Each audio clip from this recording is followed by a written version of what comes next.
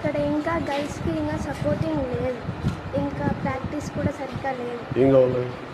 Practice time camps arrange చేయమని చెప్పాను sir. ఇక్కడ ఒకసారి ప్రాక్టీస్ టైం స్కూల్లోనా బయట? బయట మున్సిపల్ గ్రౌండ్. ఏం కావాలి? నెట్స్ సరిగ్గా లేవు, ఇంకా క్యాంప్స్ కూడా అరేంజ్ చేయాలి సార్. ఎలా చేయొచ్చు? మీ సజెషన్స్ ఏంటి? ఏం కావాలి వాళ్ళకి?